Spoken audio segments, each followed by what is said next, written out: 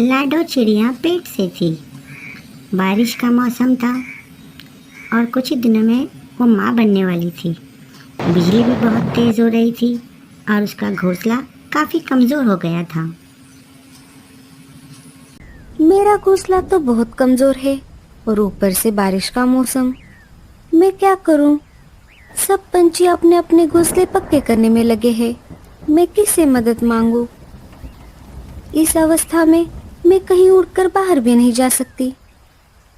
हे ऊपर वाले, अब बस तेरा सहारा है।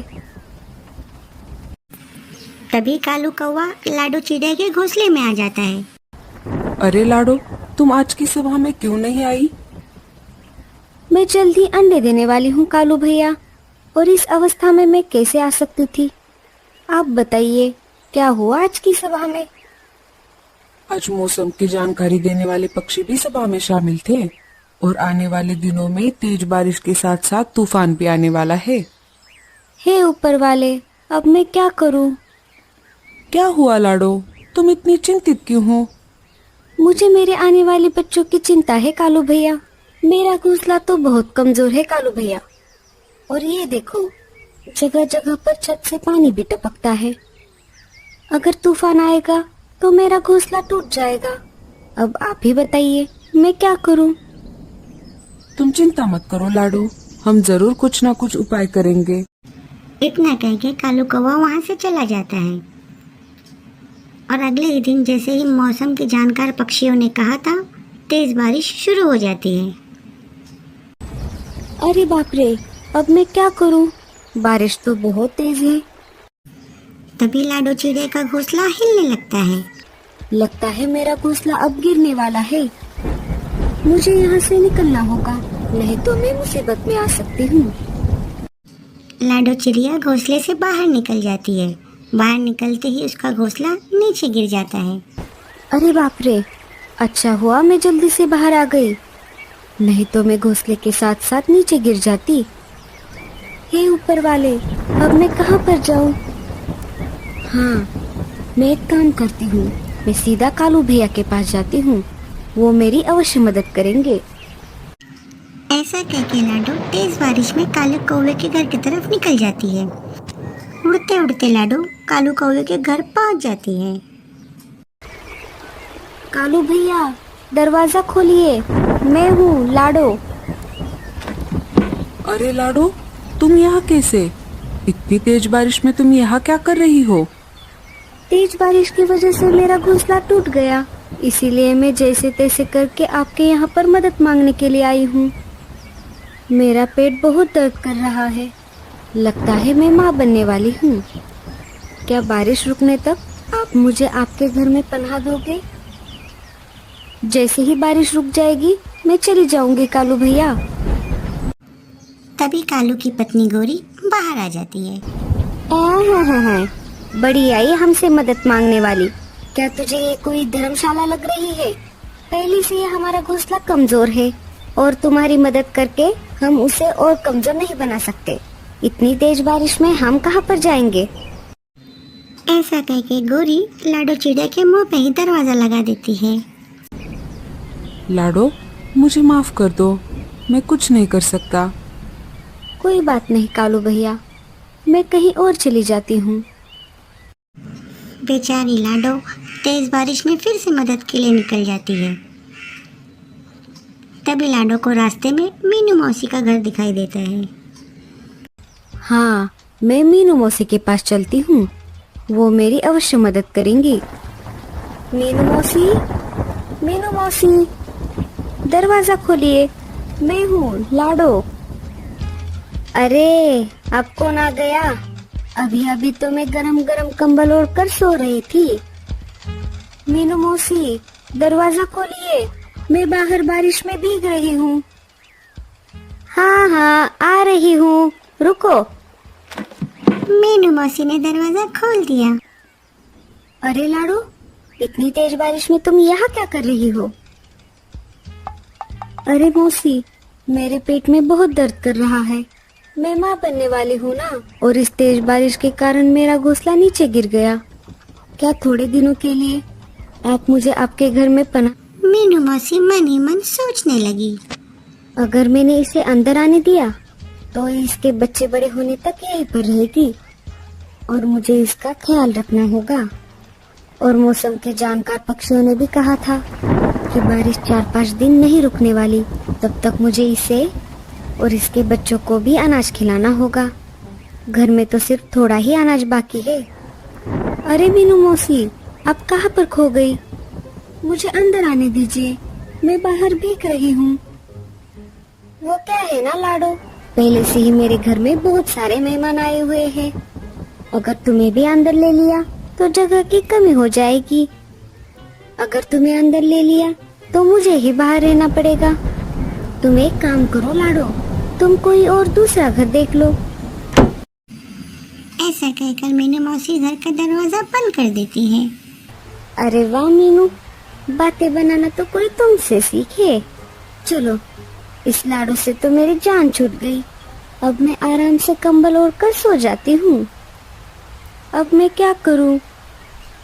मेरे बच्चों, तुम चिंता मत करो, मैं तुम्हें कुछ नहीं होने दूंगी। लाडो चिड़िया तेज बारिश में उड़कर वहां से आ जाती है और रास्ते में उल्लू पंछी के दरवाजा खटखटाती है। उल्लू चाचा, दरवाजा खोलिए, मैं हूँ लाडो। उल्लू चाचा घर का दरवाजा खोल देते हैं। अरे लाडो, इतनी बारिश में तुम यहाँ कैसे? लाडो चिड़िया उल्लू चाचा को सारी बातें बता देती है। मुझे माफ कर दो लाडो, मेरे घर पर चिल रहने को आया है और मेरा घर भी छोटा है, तुम कोई और घर देखो। अरे बेवकूफ, हाथ आया हुआ शिकार तुमने ऐसे कैसे जाने दिया? इतनी तेज बारिश में हमारी अच्छी दावत होती। अरे वो पेट से थी, जरा उसका लिहाज तो रखो।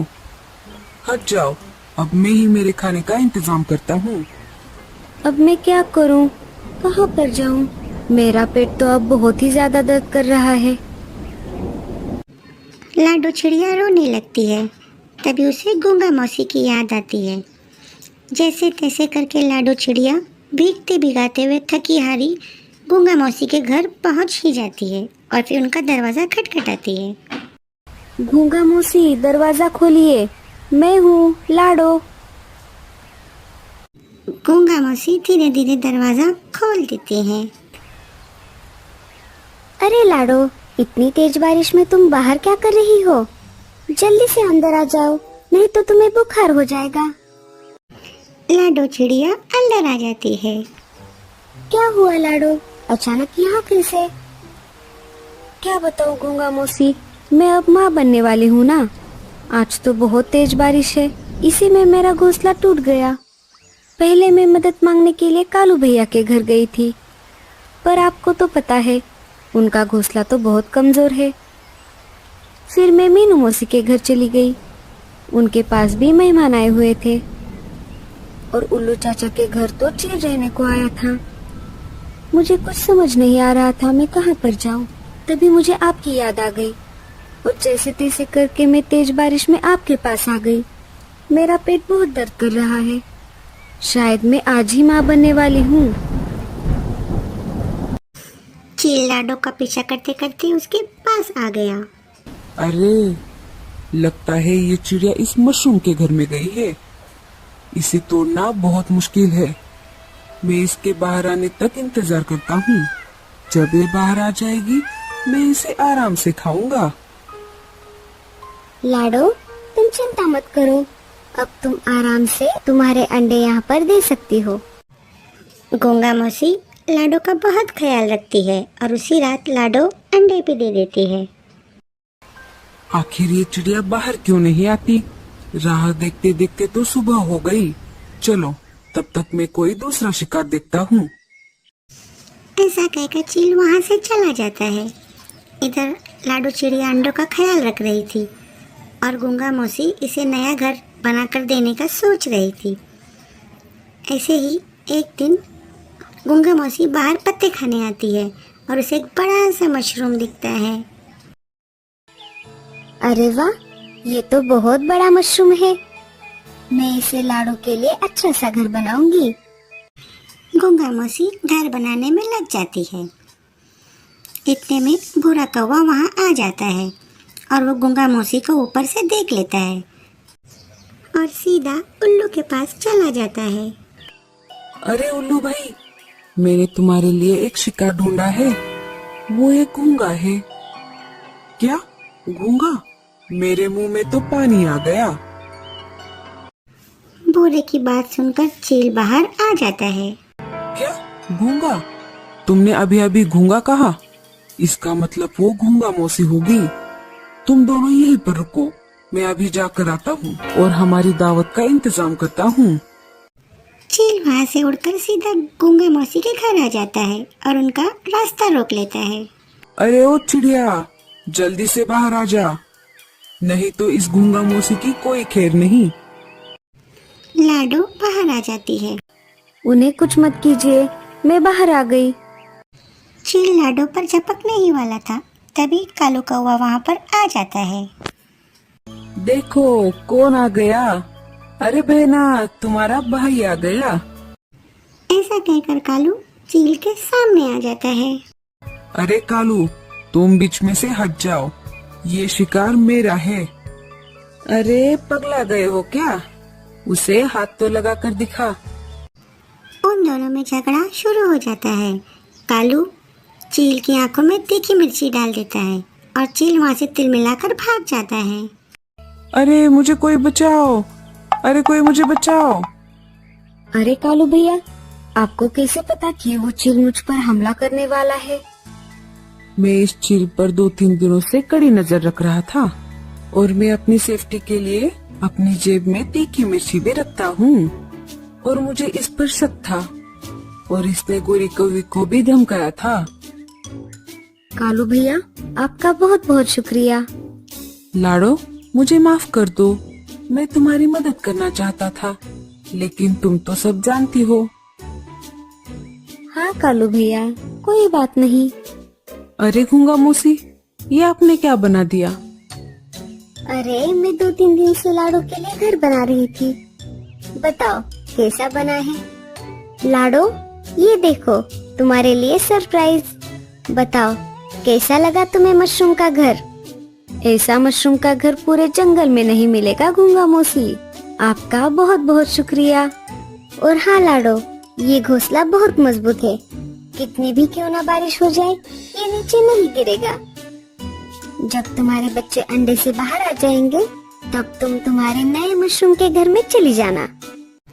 तो दोस्तों, कैसी लगी आपको हमारी कहानी, ये कमेंट्स में ज़रूर बताना और कहानी अच्छी लगे तो लाइक्स और सब्सक्राइब ज़रूर करना।